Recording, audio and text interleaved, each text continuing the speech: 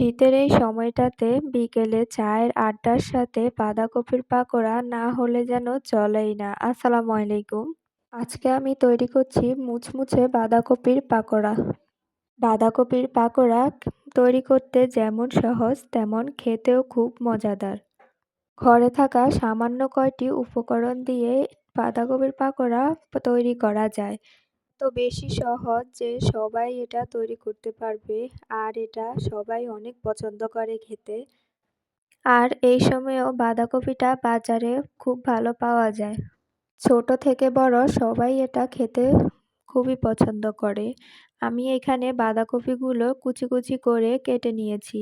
এখন বাঁধাকপির সমস্ত উপকরণগুলো কেটে নিলাম। একটা আলু, পেঁয়াজ, ধনিয়া পাতা, টমেটো, তারপর কাঁচামরিচ কেটে নিয়েছি।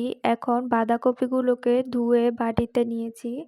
পরিমাণের লবণ দিয়ে এখন আমি বাঁধাকপিগুলোকে সুন্দরভাবে মেখে করে রাখা প্রত্যেকটা উপকরণ একটা একটা করে আমি বাঁধাকপির ভিতরে দিয়ে দিচ্ছি। সাথে 2টো ডিম, 1 কাপ পরিমাণের আটাও দিয়েছি। ভালো করে মেখে সামান্য পরিমাণের হলুদ কড়াইতে পরিমাণ মতো তেল দিয়ে তেল ভালো করে গরম হয়ে আসলে বাঁধাকপির পকোড়াগুলোকে গোল গোল শেপ দিয়ে আমি তেলে ভেজে নিচ্ছি।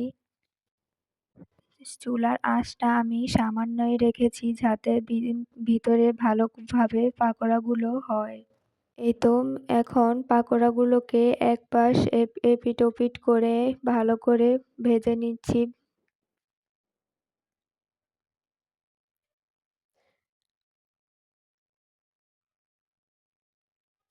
গুলো ভাজা হয়ে গেছে। এখন আমি সবগুলোকে নামিয়ে নিয়েছি। এই দেখুন আমার পাকোড়াগুলো কেমন হয়েছে সবাই কমেন্ট করে জানাবেন।